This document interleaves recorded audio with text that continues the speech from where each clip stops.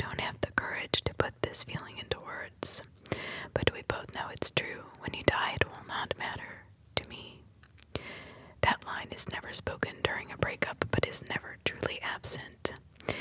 Ending a romantic relationship means removing any and everyday person from your everyday life. Each meeting thereafter will be a special occasion, a break from the norm, and the next inevitable parting will be nothing more than a return to normal. We can still be friends, quote unquote. No, we can't. Friends share a common interest.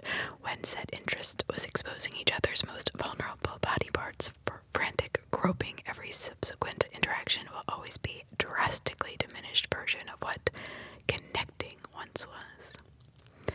Both parties know there is not any point to this.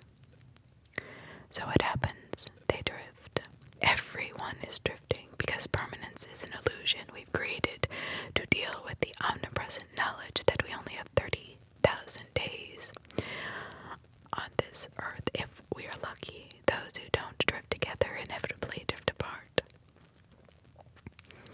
One day, the person who shared your secret fetish is just someone that you used to know but do not anymore. And when one of them dies, the other one almost certainly will not know about it. The drift will have been too great. With years gone by since the last conversation, the final vestiges of communication will be long gone. Neither party will know who dies first. Breaking up means accepting this, every part of it, in a single instant. I want to explain these thoughts to Veronica after her quote-unquote "we can still be friends" line. Instead, I shouted, "I agree, Veronica, because fuck me, fuck Michael, I deserved hurt for being me, and I could never suffer enough to make you happy." The dam broke and she sobbed. The blonde hair fell over her face in the way that I had always thought was cute, and her tiny shoulders were shaking uncontrollably. That had always been my cue to hold her tight and kiss the bare base of her neck, but I let her shake all alone while I stared down at my interlocking fingers. I was hurting her, and it was cathartic. Eventually she stopped crying, and the silence was awkward, to say the least. Then her pain wasn't cathartic anymore. Snippets of the word I'd wanted to say settled fuzzily on my brain like dew. Look, I didn't say it right. Just give me a second, I explained softly. Just give me a chance to say it better. She got up and walked to the door. I darted after her, and the words swirled inside my head. Just give me a second, I can say it better, I yelled. She always hated it when I yelled. Veronica did not look back as she pulled open the door and ran outside. God damn, wait, would you wait? I struggled to pull on my shoes. I hopped, fell, split my lip, and swore.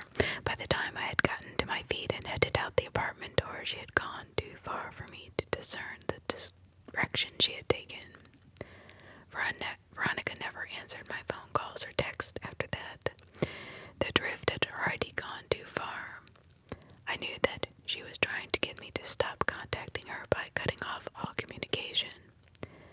But I was determined to persevere. If nothing else, I wanted to be right one last time. She took that away from me. She didn't care if I died, and she was going to face that fact. I had climbed to the 19th floor from our formerly shared apartment on the 13th and was staring at the stale, slate gray sky that Portland, Oregon thought was best suited to comfort me. I'll tell you what, God, I said to the sky, I'll give you until the end of this cigarette to show me a sign that you care. I flicked away a tear. One day you're going to take me anyway. I'm giving you a chance to show why I'm loved enough to delay the inevitable. I told myself I didn't sign, but I really wanted one. I sobbed when the burning edge came within a quarter-inch of the filter. My eyes burned. "I hate you," I whispered as I pitched forward in a panic. I scrambled across the edge, but it was far too late. A spark illuminated a face, and I was afraid. He was lean, nearly gaunt. His countenance was too far wise for the smile that he was faking. The sandy blonde hair was deliberately unplanned. He wore a dark coat.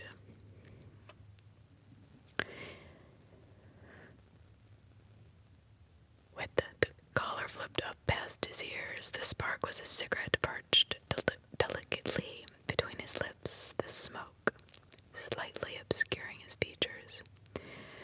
"Who are you?" I breathlessly asked in shock. "So many people want to know that, Sojourner. Why not concern yourself with the same question?" I looked for a response, but found none. He breathed deeply from the cigarette, then let the smoke out slowly. "But names allow us to pretend we understand the people whose history we'll never know. If I say Veronica, how does that make you feel?" Adrenaline and nausea followed that word, that phrase, flowed through me like a river of pain and blood and tears and death. "Did you know she's already fucked another man? What does the name Trevor mean to you?" The nausea, my heart rate both doubled. "But they're just names, Sojourner. You will never know those people." "That's true, and you hate the fact that you knew it before I told you." His fake smile offset his forlorn inflection, and I gave up trying to understand. The man sighed. When I sat in the fourth corner of Delhi watching the Trinity balance the scale, someone called me Agni. Let's pretend that's the extent of who I am. I pressed my palms against my eyes, and I tried to remember why my head would be exploding in pain after a soft touch. But it was far too late. I yanked my hands away and stared at Agni. "Holy fuck, did I just die and go to hell? What makes you think dying is necessary to visit hell?" He shot back with a cigarette bouncing between his lips. I had no answer. "What do you think heaven and hell are, really?" Agni pressed. Come on. A panic attack was lingering at the edge of my vision, smacking its lips at the prospect of devouring me whole. "Why are you doing this to me?" I whispered. Again, he yelled, as though he had been burned. "I'm just a bystander in this life of every person who wants to blame external circumstances for the choices they make." He pulled deeply at the cigarette, which didn't seem to be getting any shorter. "Now, answer my question honestly." Images of every shitty thing about my life rushed into my head. Red hole apartment, a boss that saw me as a meager tool for generating money, a mom who I knew didn't care, an ex-girlfriend who defined happiness as never talking to me again. Heaven is never feeling anything else ever. Pain bounced around my head like a ping pong ball as I wiped the tears from my eyes. Agni narrowed his gaze. "And hell?" I turned my head away from him. "Hell is feeling everything, all the pain, at once, all the time, every moment of the day, every hour of my existence." He burrowed his cobalt blue eyes into me before plucking the cigarette from between his lips and tossing it to the side with a flick. "Then tell me, oh Muse, what is the difference?" I snorted in disgust. Isn't it obvious?" The man slowly rubbed his palms across one another precariously furiously, pinching the end of another cigarette that appeared between two knuckles out of nowhere. What if I told you, young man, that the only difference between what you love and what you hate is choice? I would call you a liar. The words escaped my lips before I could even think of a response, but the reaction seemed justified and honest. I always smiled, but it wasn't happy. 2 doors. Sliding doors. Butterfly effect. This or that. Black or white, whatever you want to call it, my son. 1 door, let's say, Agni explained with sudden weariness, leads to peace. You will see nothing, feel nothing, know nothing. Pain is simply unable to exist beyond this door in the same way that colors cannot be used to measure your height. He didn't point to either door, but I simply understood that he meant the one on the right. Beyond this door, Agni explained as he reached for the knob on the left and pulled it, is pain. The scream was so guttural, so bass, that my first instinct was to kill the wretch that suffered badly enough to make that horrible sufferance of noise. Then I realized it was my mother. I saw her frail, sobbing form from beyond the door, shaking like a dry leaf in a hot storm. I reached out to her, wanting to hold her, hug her, tell her I loved her and that I was sorry. Wait, Agni yelled, dropping his cigarette to the ground as he blocked my advance with an outstretched arm. This is a changing door. Once you go in, you can never come back.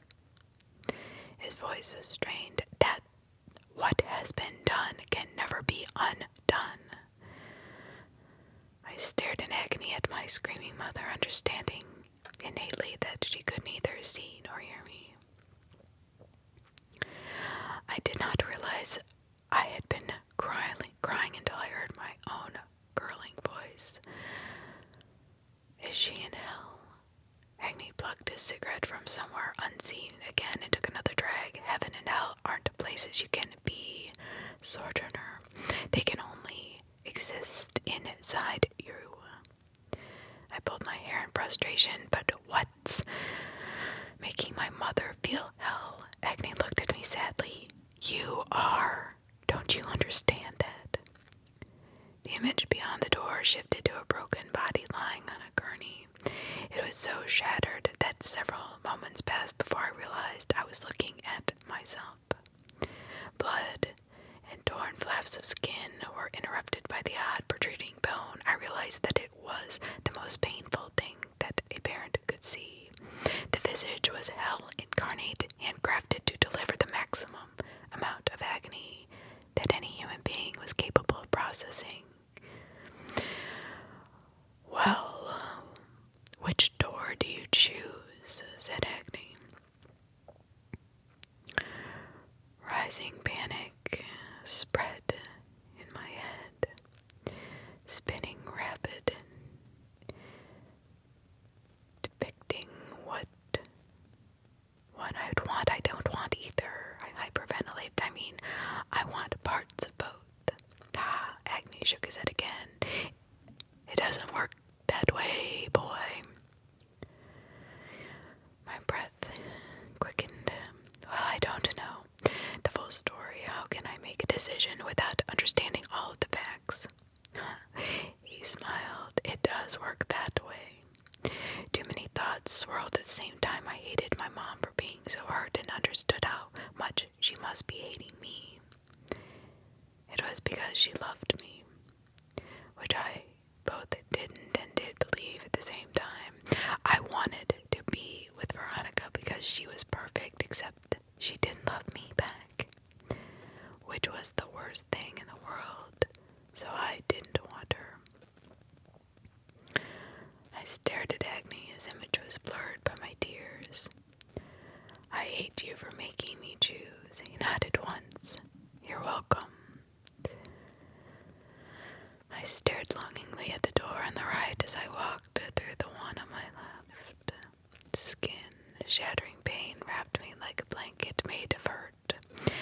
Tiny pinpricks of agony licked every crevice of my body as icy fire shredded nerves I had thought incapable of feeling so much. I gasped. Mom screamed. She lunged at me. "Stay back," a disembodied voice called from above me. "She's been through hell, and she's still has a long way to go." I had landed on an awning and bounced into a cluster of bushes. The fall was so high, though, and that I had broken both femurs, both tibias, my left arm, in 5 places, my right arm in 6, and had more broken ribs than whole. Mom had to care for me around the clock, which is something that she had not needed to endure since I was a year old. It didn't make any sense. The fact that I was great enough to evoke hell in someone else was a heaven that I'd resigned myself to never experiencing. She had to sacrifice all of her favorite things to care for me at all hours. That didn't make any sense either. Giving up things that had defined her brought Mom joy that I'd never truly seen. "I'm sorry," I mumbled through a mouth full of broken teeth. "I love you too," she answered. I cried after wondering if I'd ever be whole again, and stopped crying when I considered that I'd never been whole in the first place. I wanted to ask Mom if Veronica ever reached out to her, but never went through with it. We die in parts, and it happens too quickly. It's best to keep the living pieces whole. Mom fed me applesauce. It spilled on my scruffy chin and raggedy t-shirt.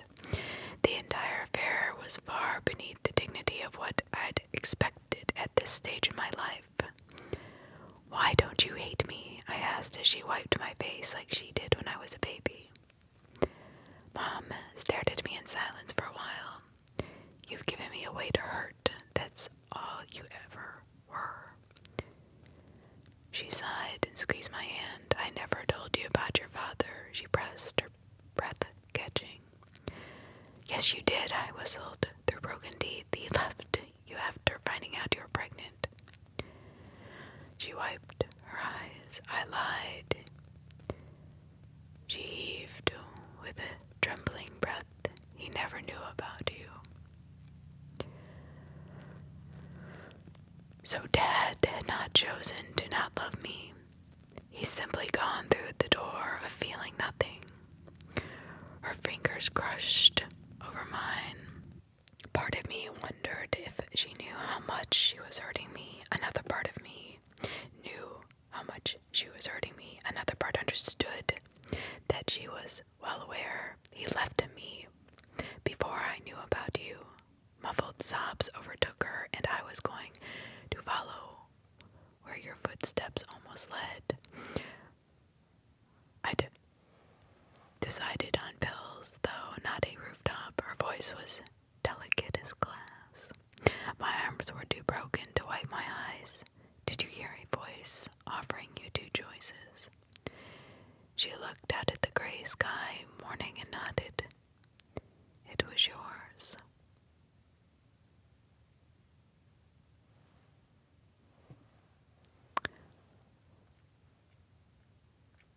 Written by you, by Phil's Discipline. Nosleep. Nosleep, The Harvest by Lady of Hell. Every single year in the last week of August, the families in my hometown pray that there's no rhododendron blossom on their doorstep. My town was otherwise completely normal. A small community, one where everybody knew each other and their grandmother. There were a lot of woods and plain fields, and the house had beautiful gardens. A perfect place to live, one could say. Growing up here had been an amazing childhood, as anyone could hope for. Everyone around here had kids, so I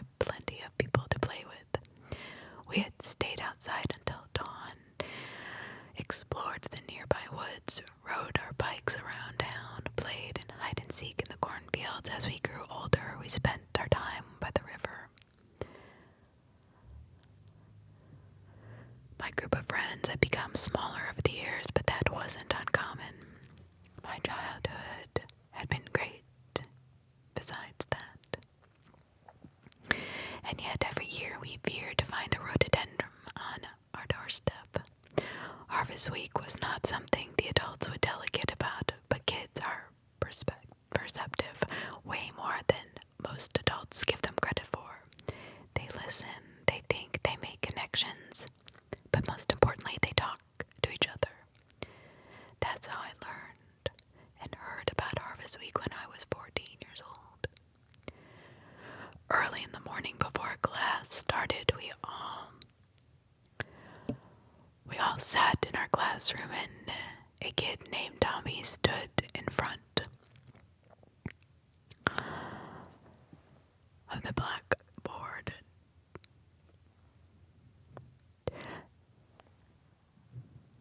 talking about what he had overheard the day before. They said a monster will come and take all the kids away in the summer. He explained frantically, waving his hands around. It will mark the doors of the families with children and then comes back to collect them 5, 1, 2, 3, 4, 5 days later. He mouthed, panic stricken over his face, and the parents have no idea how to stop it. "You're full of shit," someone from the back row shouted. "I swear, guys, that's what they said." Tommy looked actually desperate. "We're doomed, okay? Doomed." In that moment, our teacher entered the room, an elderly woman, rather small, with curly gray hair.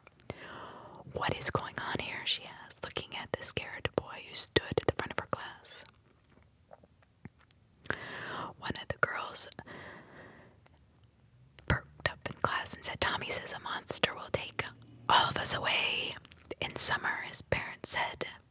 The teacher paled a little, stayed quiet for a moment, and shook her head.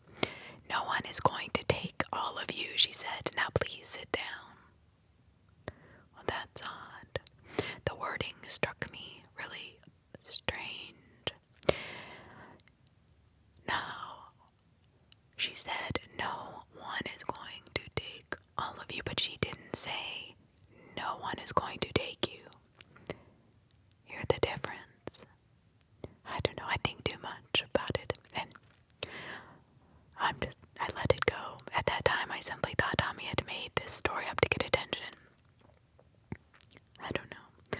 I wasn't one to believe in ghost stories, especially not something outlandish as this one, let alone some monster coming in and taking one of us into Neverland. A few weeks later, right before summer vacation, the story came up again, but not by Tommy, this time by another girl from my class. Scared of the things Tommy had talked about, she had asked her older brother about it. He had told her about his childhood best friend who had vanished without a trace. Overnight, the boy had disappeared and left not a single clue and never was found. That was when I got scared. One person making something up was not unusual, but I vaguely remembered the disappearance of the little boy, although I had been very young back then. But it had happened in summer, that much I knew. I went home to my parents and told them about what I had heard, but they were quick to reassure me nothing about it was true. They told me there was no such thing as monsters, of course. My classmates had just made up some spooky story to scare us, and I shouldn't worry about it. It's just a urban legend, as my mother called it. But I believed them. I could see it in their eyes, the fear, the indignation, the understanding, the genuine terror. On the first day of the last week of August that year, I was out late with a neighborhood kid. He was 2 years younger than me, but we all got along really well, and he lived just across the road, and we hung out a lot. The sun was just setting, the street lamps turned on. The exact moment we reached his doorstep, a rhododendron blossom lay there. The family did not own a rhododendron bush. My friend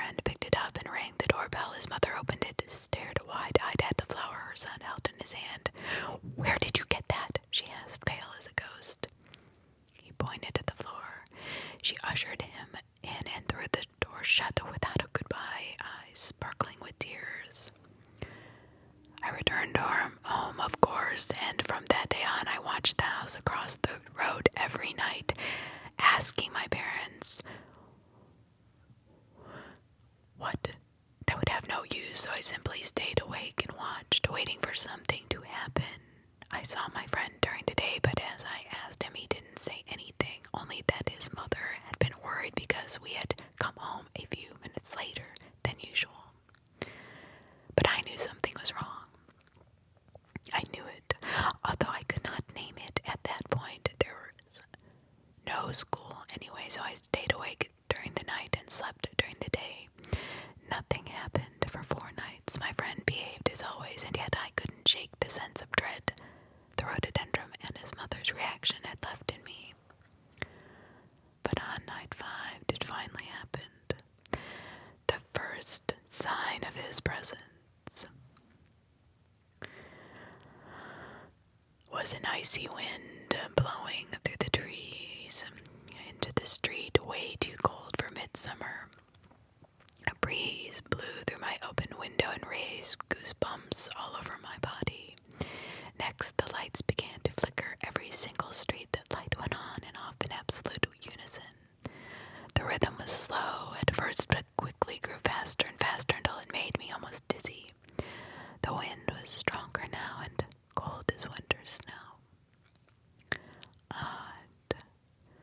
This was something was wrong, I thought to myself. I leaned forward and gripped at the window frame. A figure cloaked in shadows walked down the road. They were tall, lanky. That was all I could gather through the flickering light.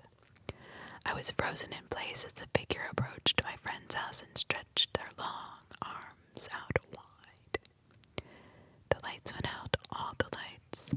I was surrounded by absolute darkness. The wind was howling. There was a storm going on outside. I wrapped my arms around my body to protect myself from the piercing cold. For several seconds, maybe even minutes, there was nothing but darkness and the screaming storm. And then, without warning, there was just a flash of lightning. No rain, no thunder, just a bright white flash, and the lights came back again. The shadow was gone. That figure that stood right across the street had disappeared. I exhaled before I even realized that I was holding my breath and collapsed onto my bed. The next day, the garden across the road was overgrown with plumeria. The husband, who was a soldier, returned from whatever Middle Eastern country he had been stationed in, entirely unscathed. I never saw my friend again, but nobody ever searched for him. Not a single search party, no police, no ambulances, no detectives, nothing. It took me almost a month to gather my courage to go to my parents and confront them with everything I'd seen.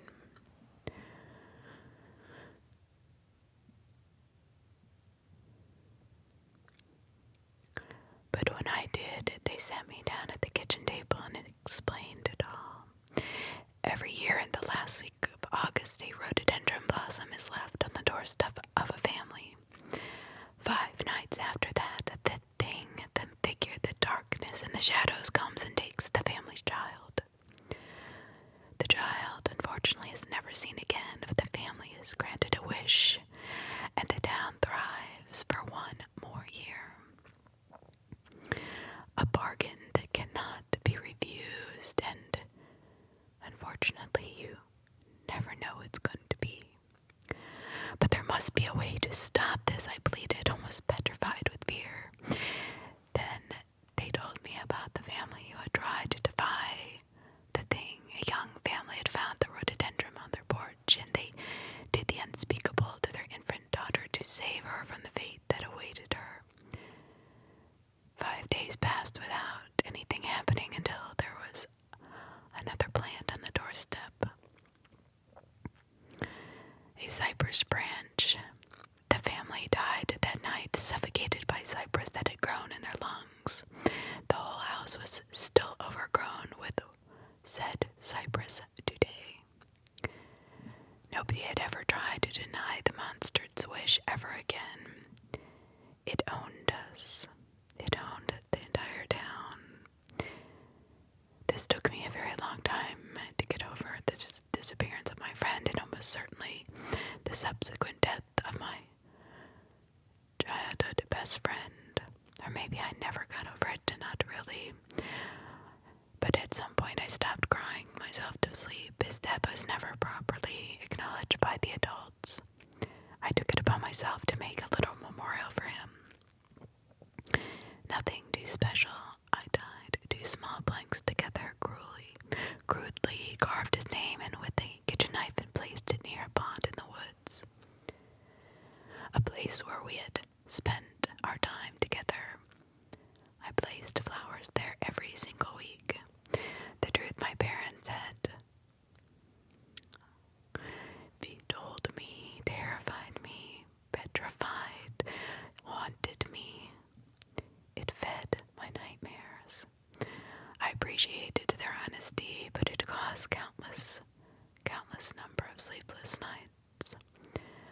I was always afraid something would come for me in the night, take me away to some sort of hell, or just kill me right there and then. Devour me whole without leaving a drop of blood.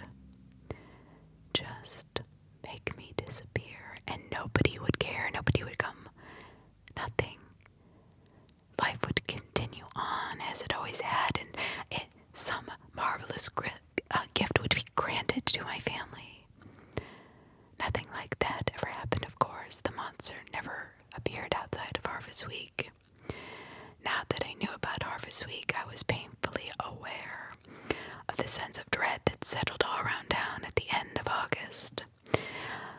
How nervous the people got, how on edge everyone was, how irritated and aggravated and snappy the lines were at the grocery store, how quiet the streets were. I wasn't an exception to that anymore. Nightmares about rhododendron and storm-shadowed plagues. My nights, and throughout the summer I felt actually sick when I returned home on the first day of the last week of August, almost expecting to find a blossom on the porch. I never did, or I wouldn't be writing this, of course, but at least not for 4 more years. The monster, see, only takes children. I am 18 now, therefore no longer considered a child.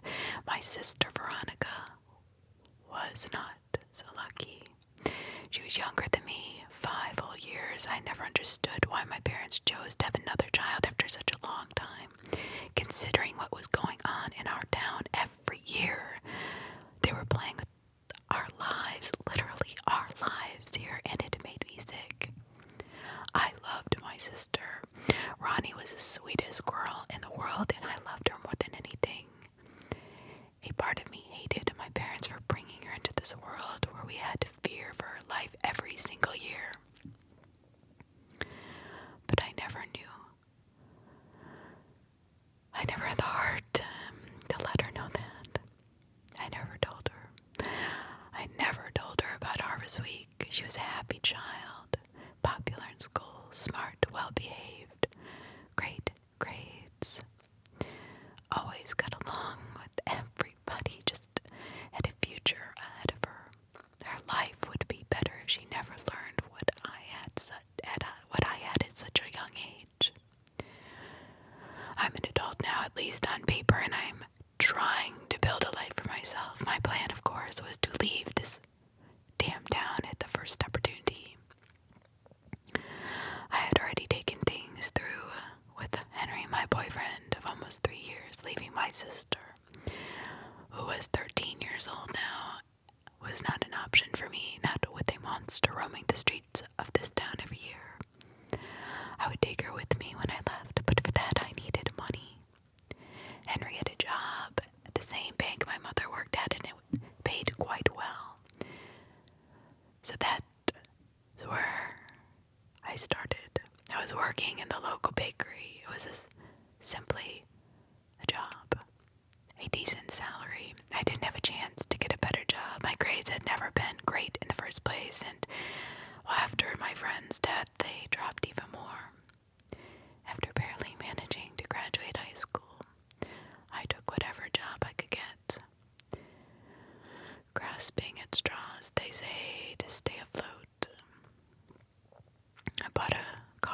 weeks ago. Nothing special really, just a 15-year-old worn down Honda, but I drove and it didn't fall apart, and that's what I needed.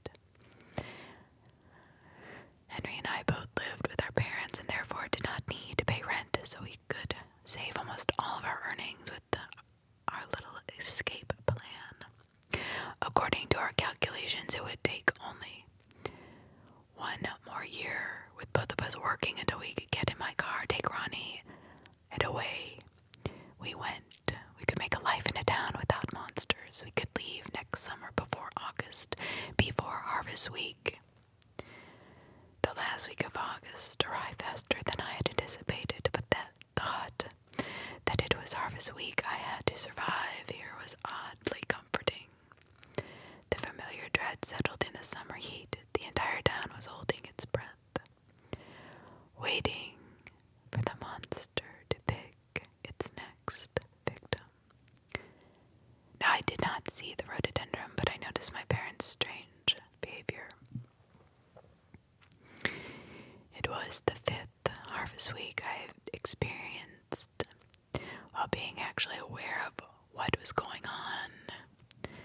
I knew by now how they usually behave during that time, but this year was different. They were definitely on edge, more on edge than I'd ever seen them. I heard them arguing faintly in their bedroom, and a few times I saw tears in both their eyes. My heart sank as I had kind of an idea of what was going on. Dad made Ronnie's favorite food twice this week. They let her eat ice cream for breakfast. She was allowed to stay up way past her bedtime until she fell asleep on the sofa. That is not normal.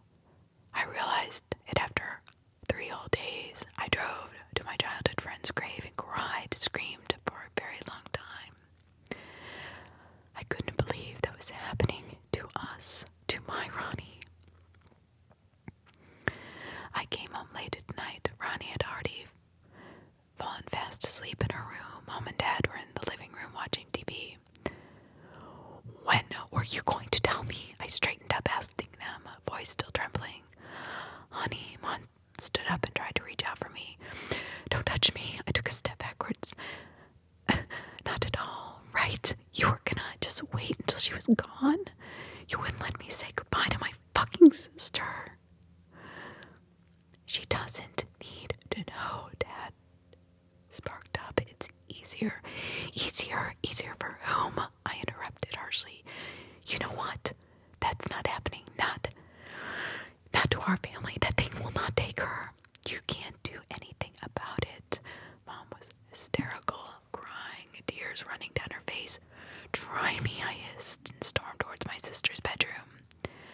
I was not going to let her be taken away. Not that I wasn't terrified of the thing in the shadows, but if I wanted Ronnie, it had to get past. If it wanted Ronnie, it had to get past me first. I threw the door open and shook Ronnie awake. She blinked at me, obviously confused. Ronnie, we have to go. I told her, come on, get up. But it's late and I'm tired. I know, sweetie, but this is urgent. Please, come on, Ronnie, you can sleep in the car, okay? I held her hand as we climbed through the window to avoid our parents, who definitely would try to stop us. I knew what I was doing was very dangerous and probably fatal to my whole family. I had not forgotten the story they had told me 4 years ago, but I was not a killer. I would not end a life. I was trying to preserve it, and there were still 2 nights left before that thing, that dark figure, that evil, menacing presence would come for my sister.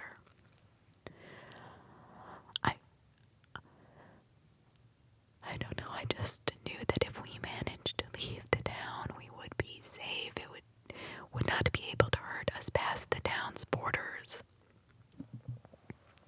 I put Ronnie in the car and started to drive. As soon as we had left the town, I could call Henry and tell him to get my things and meet us somewhere. There was no going back now, not ever. My sister was asking, what's going on? What's going on? She asked.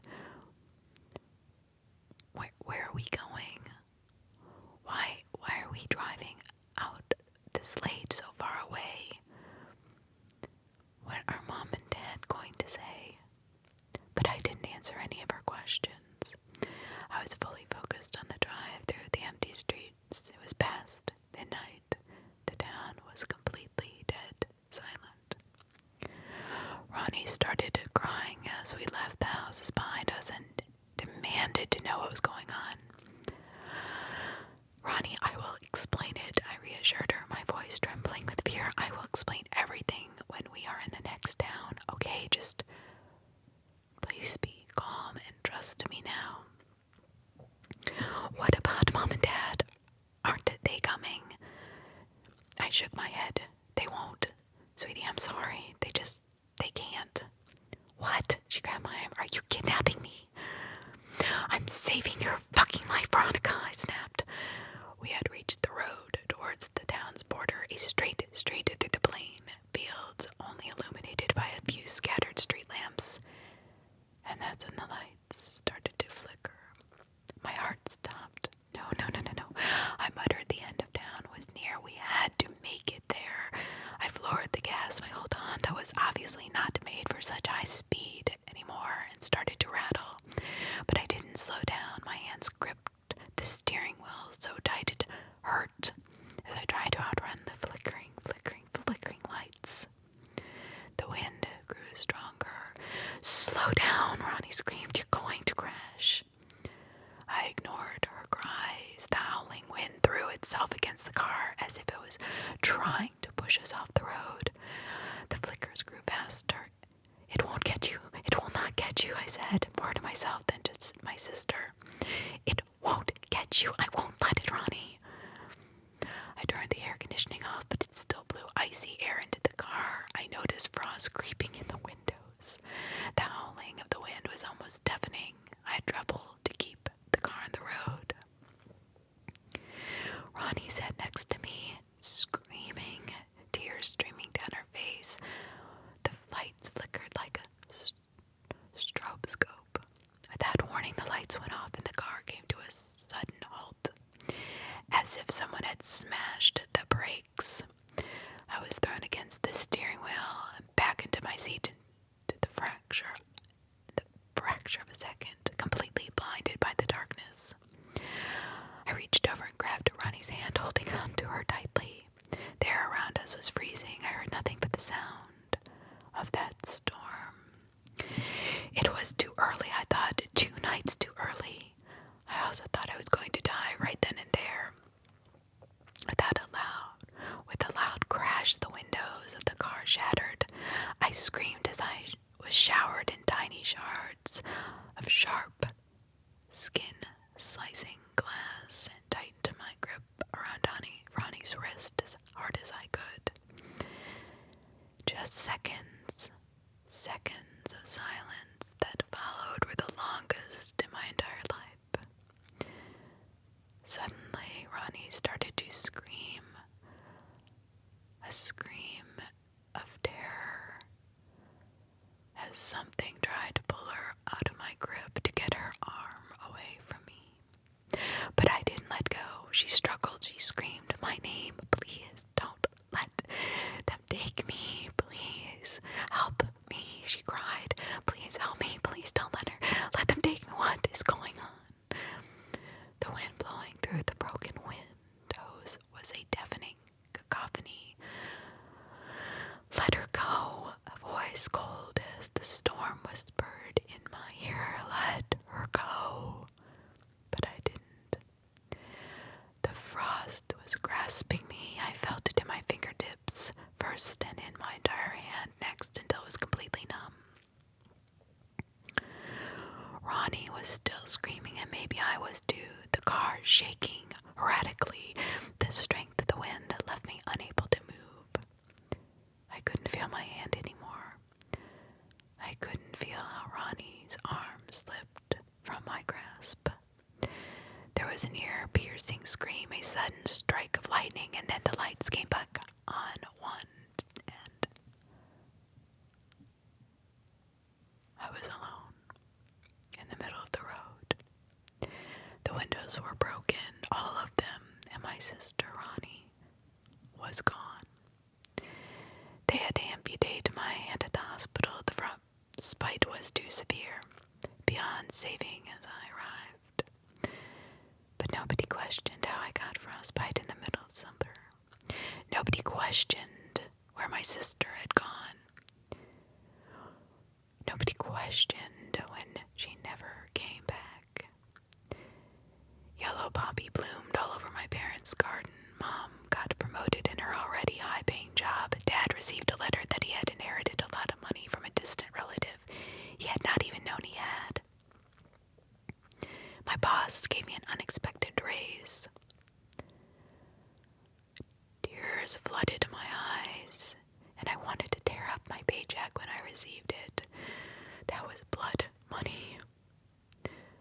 was my sister's blood, her life, that made all those quote-unquote wonderful things happen. I loved my sister.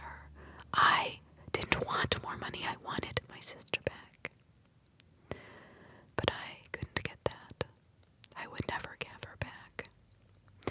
I moved in with Henry almost immediately. Since I earned more money now, we could afford a small apartment together. I couldn't stand living with my parents, looking him in the eye, not after everything that had happened, after what they did, how they were not going to even tell me. I couldn't continue to live in the same house my beloved sister had lived in. We still want to leave, but I don't think I still can, if I ever could have anyways. The thing is, after feeling sick for a few weeks now, I just came back from the doctor. Turns out I'm pregnant. I'm on birth control. Henry and I have always used condoms. How could this be? I have tried to leave every day since I found out. Exited the doctor's office, got into my car, and started driving. My car broke down in front of the town's border. I tried to go by foot, but no matter how hard I tried, no matter how fast I walked, I ran, I sprinted, I ended up walking in circles. Every time I ended up in front of the large sign welcoming me to this fucking town, the painted bluebells almost mocking me. I gave up eventually. Sometime after sunset, I returned home. There was a tansy lying on my bed. Joshua Andrew, 1985. I'm a good dog. I know I am. I let my human sleep and work. I only bother him when I must. I do wish he fed me more. I wish he took me out more, but he's my human and I love him. If I could only help him. He's not well. He keeps talking to himself, to the walls. I watch him run up and down the stairs. I watch him walk in circles. I watch him try so hard to get right back to where he started. Sometimes he doesn't hear me, no matter how much noise I make. I wonder what's wrong with him. Today he fell down the stairs, then he just opened his bedroom door and fell down in front of it too. I'm starting to get really worried about him. He came over and cried while laying his head down on me. I tried to be the best pillow I could for him. Then he dug a hole bigger than any bone I've ever seen. When he was done, he came in to give me a big hug. This made me very happy, but then he took me outside and laid me in the hole. I'm a good dog, so I stayed right where he put me. My human started to fill the hole with dirt. I think he lost sight of me again because he kept hitting me with the shovels. No matter where I tried to stay, I didn't want to mess up. What was he doing? What did I do wrong? Now that I think about it, he must have realized he could not take care of me. He was just doing what I did with Bones to save them for later. It made me happy to know he wanted to save me for later. But because I'm a living, reasonable, intelligent creature, I ended up hopping out of the hole before it got too dangerous. My human didn't notice and I kept shoveling dirt into the hole. I'm not sure what's wrong with him, but it's clear that he needs some space. Until my human feels better, I'll just hang out in these nearby woods, which are stocked with everything I need to live a long and happy life, just in case.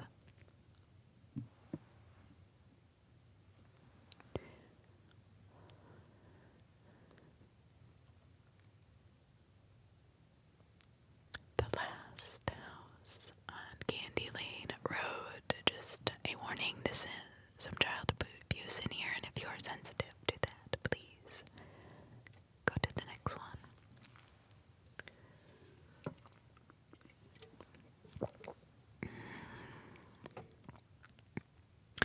Post-mortem 33.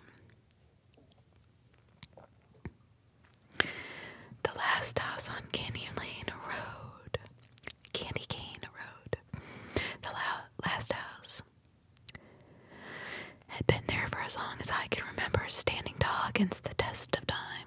Sure, it looked beaten up, ancient even, so much that my friends and I have been fascinated by this house. We even spent entire days hanging around inside, smoking or drinking beer. The paint had been peeling off at an accelerated pace in the last few years, and when it all came down, I noticed there were scratch marks all over the interior walls.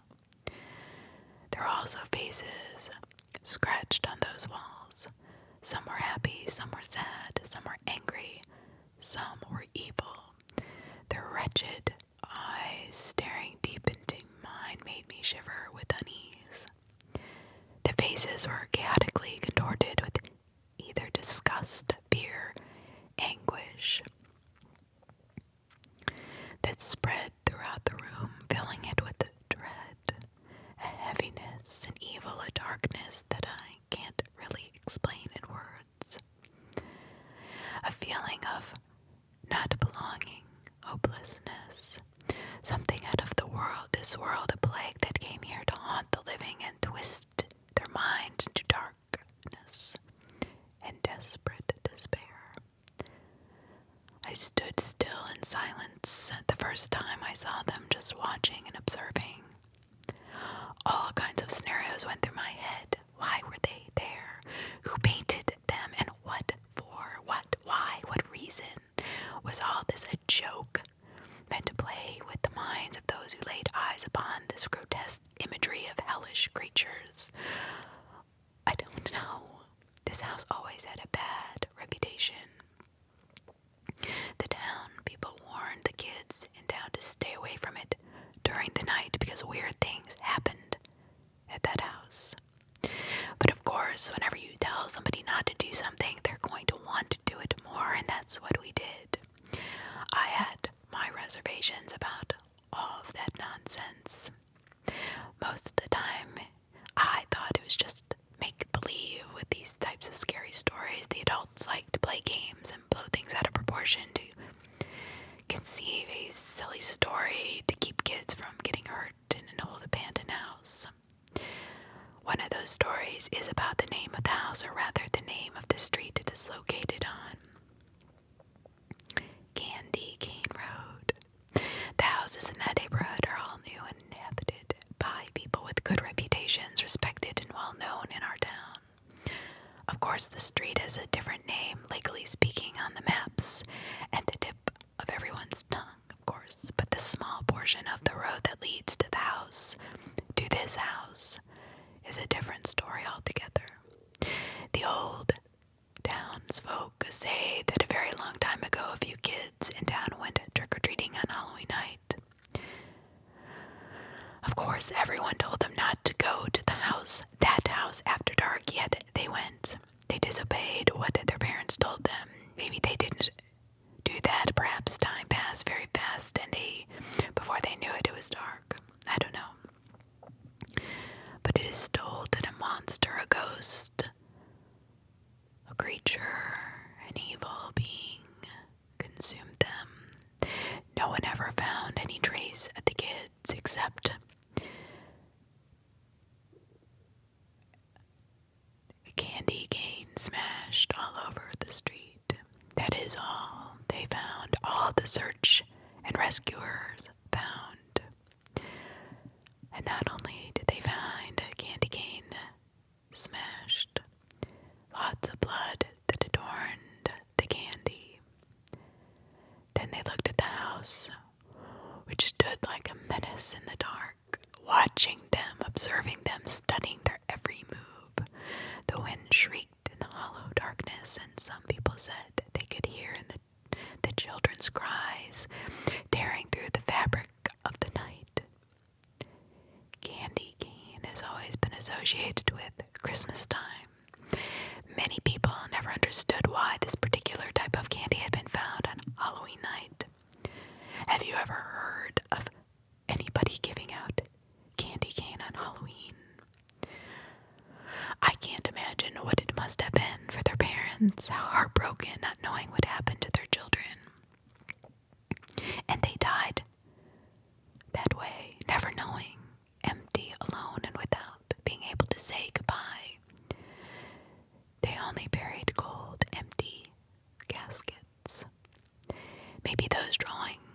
were made by the children before they vanished. Perhaps they were made by whatever or whoever killed them. Maybe it was a ritual sacrifice. The old, demented, ravenous gods. I jumped when I felt a hand squeezing my shoulder.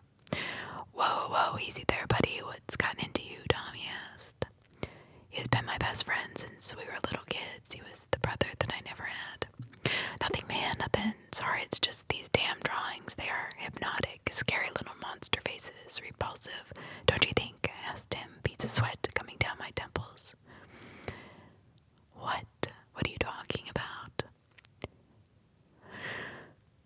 I looked in obvious annoyance because I pointed to the wall, the drawings on the wall, he said, turning to face the now blank wall. I swear to God, they were just there a second ago. The scratches and the monsters, Tommy, I swear. Dude, I don't know what you're on, if you smoked something before we got here, but get off of your trip, he said, inhaling air and coughing after. No, man, I said. My fingers began shaking and the knuckles hurting. Let me just tell you, it was as if small vices were placed on each knuckle and an invisible force squeezed tighter. I wondered if they would explode and imagined blood and bone jumping all over my face and on the walls. A grotesque image that I soon wanted out of my head forever. John, snap out of it. Let's drink a beer. Shit. Shit. I forgot my cigarette at home. Can you spare one, please? Tommy asked, wiping saliva away from the corner of his mouth. Stop lying, Tom. You rarely have cigarettes. You always ask me, or Kevin, Joey, if we have cigarettes. But they're too ashamed to say anything, so I think it's time to start buying your own, dude. Here, this is the last one, I said, reaching into my jacket side pocket for the back. I pulled two out, one for him and one for me. He placed it in his mouth. Well, if you're giving me shit to eat, at least give me a goddamn spoon to eat it with, he said, raising his hands in the air. I let out a sigh and lit his cigarette. Fuck you, Tommy. You want me to smoke it for you, too? We both laughed it off and went to Kevin and Joey. They were already smoking, laughing, and belching from the cheap beer we had already downed. Guys, our boy Johnny here said he saw monsters on the walls. My best friend spouted as they all burst out in laughter. Joey laughed too. Kevin didn't. Well, I fucking saw them too, Kevin said, flicking his cigarette. What's there to laugh about? I didn't, said Joey, letting out the loudest burp I'd ever heard. It was goddamn demonic. Well, the wall's empty, no paint, no drawings, nothing, Tommy said, puffing his freshly lit cigarette.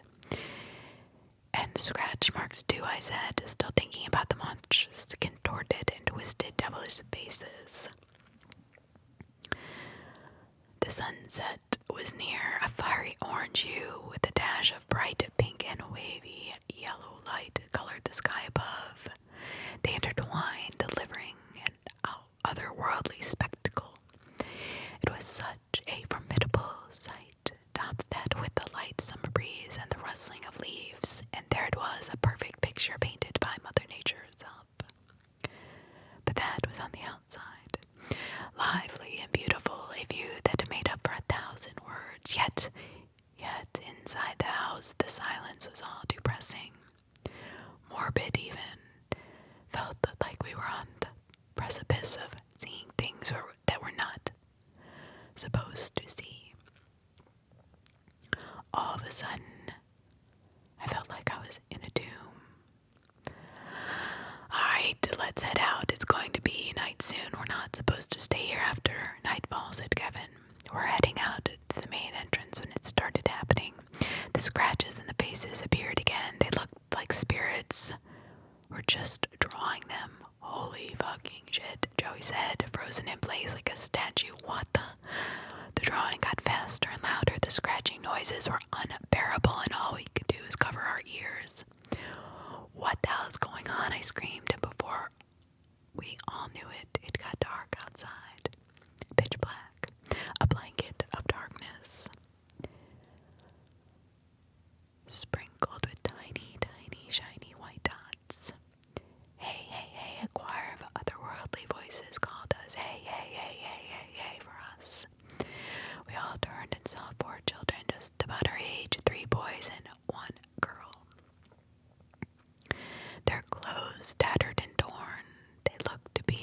shape of their lives, each of them standing in front of each of us.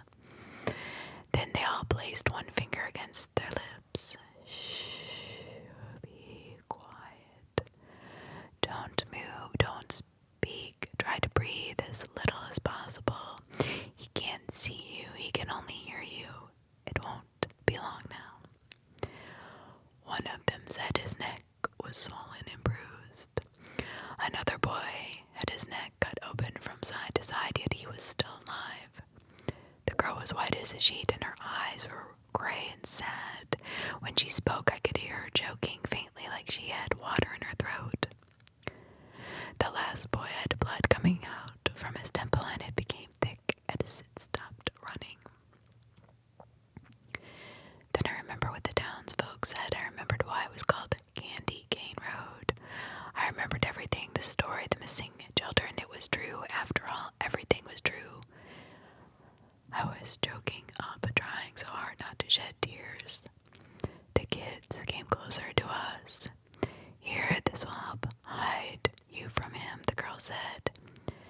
Then she gently touched the bleeding temple of the other boy. She rubbed the blood against each of our foreheads, and I felt the heavy liquid stick to the center. I looked at her and she saw me. Oh, it's okay, don't cry. It's okay, he can't even smell you if you wear this. He doesn't like dead flesh and blood, he likes it young and fresh. That evil bastard. I was too petrified to talk. I tried, I really did, but all I was doing was choking up. I couldn't say a damn word. The boy with the slit throat came forward. Please, I'm begging you, do not look at him. Just close your eyes when you hear the scream, okay? He said, whispering it as if he had no vocal cords left. There is something that we need to ask you if you can help us. We need to rest. We've been here for so long and we need to go home. He pointed to the sky. You need to get someone to burn the house down, a priest or someone holy. He needs to soak it in gasoline and strike the match and burn it to the ground, said the boy with the bruised neck, coughing heavily at the end. The boy with the bloody temple patted him on the back. It's okay, it's okay. Then he turned back to us. The owner of the house is the one who's coming here right now. He sensed something was moving inside and he's coming back in a few moments. He was so evil in his lifetime and continued to be the same in death. You will be okay, I promise, but you need to help us, please. We need to be burned, buried, our bodies found, so we can rest. I'm at the bottom of the lake behind the woods, the girl with gray eyes said as she coughed up mud. I'm under the big oak tree in the woods, the boy with the swollen, bruised neck said faintly. The rope is there too. I'm under the big concrete block east of the house. He made me hold the knife after I died, the boy with the slit throat said, covering the wound. And me, I'm under the house. Please get me out, please. He put the knife in my pocket, he said, touching his temple. It's cold and lonely there. The wave of revelations hit me so hard I didn't know what having a heart attack felt like, but I thought I was about to have one. Then a ruthless scream filled the night. It was haunting, devilish, and evil. Hearing steps walking towards me from nowhere. Out of the woods, frantically. No matter what you hear, do not open your eyes. Do you understand? And do not move, they all said together. We closed our eyes and waited. The steps became louder and the man got closer. I heard him burst in through the back door, and he just laughed. There you are, he screamed like a madman. My heart stopped. I thought this was the end. If he had seen us, then it was too late to run for sure. Then I heard the sound of someone or something cutting flesh. Then the sound sound of someone choking. The girl screamed, then a big splash followed. Then I heard screams again as she came back to the surface. Then her screams were underwater, then silence. Then I heard a whoosh through the air and the violent sound of metal against bone. The bone cracked and I could feel bite of bile rising in the back of my throat, and then another choking sound, the cries for help and pleas for the man to stop. Please stop, were in vain, and then a popping sound like a can had been opened. God, you bastards, the man shouted, then silence again. We stood there a few minutes more. They opened our eyes. Nothing. It was like nothing happened. We turned around. The scratching monster faces on the walls had vanished as well. I think the monsters represented the way they had been seeing the man. I was glad that we did not get to see him, but those sounds will forever be tattooed in the back of my mind. I will still wake up screaming in the middle of the night. I think the children chose to sacrifice themselves again and again whenever someone was in the house at night. It was the greatest act of bravery I'd ever witnessed in my life. The following day, the search parties found the remains and the kids got a proper burial. They had found them all, and they were all exactly as they said they would be. After the funeral finished, Father Barnes went to the house and soaked it in gasoline. Then he started praying for a few minutes. Finally, he set it ablaze. The fire howling as if someone's dirty and rotten soul was burning. Its last embers were carried away by the wind. Now there was nothing but a pile of ash left. Our scary stories. Have a great